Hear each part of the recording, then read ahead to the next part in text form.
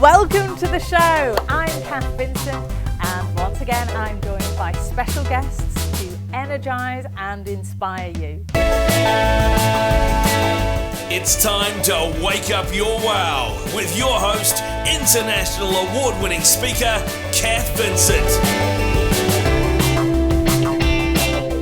On the show tonight, yoga teacher Cara Leah Grant, who is the author of the No More Excuses Guide to Yoga, explains yoga as you've never heard it before. Wall Street entrepreneur turned business coach Andrew Baird tells us how even redundancy can open up the best opportunities in your life. And personality coach Kate Mason sheds light on why opposites attract and how to deal with the tensions that arise later. And in the Wild Records music slot, we have music from Waiheke singer-songwriter Aaron Carpenter. All this and more to wake up your wow. So Andrew, thank you so much for being with us. You're welcome. Now listen, you used to work on Wall Street. That sounds terribly glamorous and exciting. Tell me about that time of your life. So it was super exciting. So I worked on Wall Street, just up the road from the stock exchange. And I was actually there in 2000 when the stock exchange crash happened. So it was like the dot-com boom, everything was going up, and then it all exploded out. And so was your work quite stressful, or was it cool? It sounds like you were kind of doing stuff at the frontier of the dot-com era. Yeah, so it was very exciting. It was all dot-com startups. It was like a hip-hop startup and all these different startups in there. And it was there was long hours, but New York at that point was very cool because of all the dot-com stuff that was going on. So you could order M&Ms and they would get delivered by someone on a bicycle to your door. So it was so cool. And then what happened? So the stock exchange crashed, then what happened? So the stock exchange crashed. It actually impacted, obviously, because I was building websites, it impacted my industry. And about 18 months later, I actually lost my job. Right. So you were made redundant. And how did that affect you? I totally hadn't seen it coming, so it was an absolute shock. And I can remember like riding home after I was given my notice, just tears streaming down my face going, what am I going to do? Yeah. Because Kim and I were about to get married.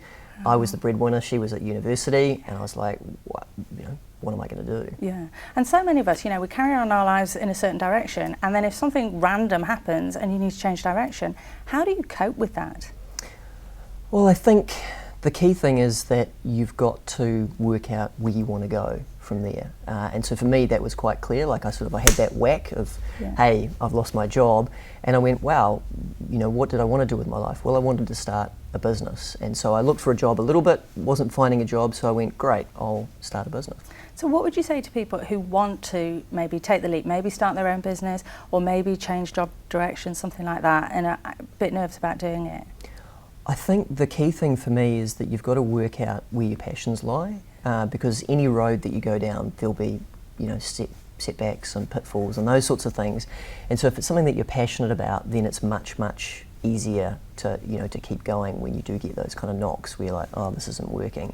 But if you love it and you're passionate about it, then it's much easier to keep going. Yeah. Now you coach people in business mindset now. How does that work? Well, it came from me originally. So when I first started working with my mentor, I was all like, direct response marketing and copywriting and sales and all that sort of stuff. That's that passion you were talking about, right? Yeah, exactly. So I'm like, all excited about it. And but what happened was we got a bit further, improved a few things in the business, but I went, I'm still not really getting to where I want to go. Yeah. And I realised that it was actually my thinking that was limiting me. So although I had the right strategies, I didn't have the right mindset to actually be able to use them. And how can you change that though? Aren't we all creatures of habit and we think the same thoughts time and again?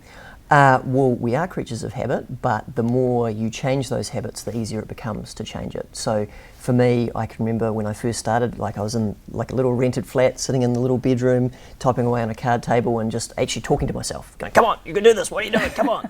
Crack that whip, yeah. Yeah, basically trying to convince myself to do it. Right.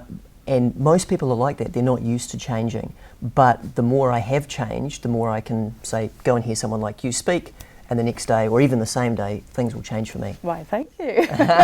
Well, so many people tell me that they procrastinate. And I guess that's the dialogue that goes on in their head. Well, you must do it. I can't do it. You must. So how can you compensate for that procrastination? Yeah, I was a huge, massive procrastinator. And I think the key thing is that when you're procrastinating, generally speaking, there's two values that are in conflict with each other, or at least two. So basically, you've got one value that says, well, yes, I should market and sell my business, I need to grow my business. But you've got another value, much of society sort of tries to avoid marketing and avoid sales, and they're like, get those salespeople and that marketing out of my way. Yeah. And so those two values, if they coexist, you're likely to procrastinate, and your marketing will get done at 3 o'clock on a Friday for a 4 o'clock deadline. Yes. Because you've got that thing that says, oh boy, I don't really like marketing, so I'm not going to do it. Yeah. So what would you say to somebody who, I suppose most people, they go along until they get made redundant. Something else forces them to make a choice. But what would you say to somebody who wants to make a choice and is frightened to take the leap? I think the first thing is that no matter what you do, when you change, you're going out of your comfort zone, you're going to feel scared and afraid. Like, we just have to accept that. But it's like anything new. It's like becoming a parent. Like, when you first start, it's like, oh my goodness, who put me in charge of this tiny little thing? Yeah. But you learn and you adapt and you work out how to do it. And there's plenty of support out there as well to help you. And you don't just not do it because it's scary. Exactly. Exactly. You still take action. So I guess the first thing is you want to get that support around you. So whether that's a mentor like me or joining business networking groups, they're great as well, to get other business owners around you to build up your confidence and go, okay, cool, I can do this. Equally, one of the big things I've seen is the people who are usually successful at making that change from one thing to another. There's two approaches that I've seen that work really well. One is just the boots and all, they just throw themselves in the deep end. So they just go, I'm going to start a TV show, and I'll just throw myself in there. What could go wrong? I don't know who you're talking about. Yeah. So that's one approach, is the boots and all approach. Yeah. And then the other approach is a very measured approach of, right, say I'm in a corporate role, maybe I'm a project manager at Microsoft, and I want to, I want to quit my job, I want to start a startup. Like, I'm in the tech space, I want to start my own startup. And what you do is you just go, great, well, how long do I want to be able to last when I quit my job? Maybe it's 12 months, maybe it's 18 months.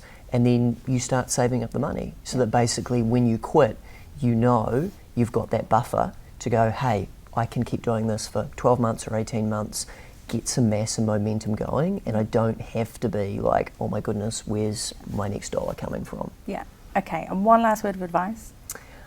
So the one last word of advice would be make good choices. So I think so often we get on autopilot. When you're driving your car and you forget where you're going and you go, oh my goodness, how did I end up here? That happens in life as well. So it's about making conscious choices. Thank you. Yeah. That sounds great. Thanks so much, Andrew. Awesome, thank you.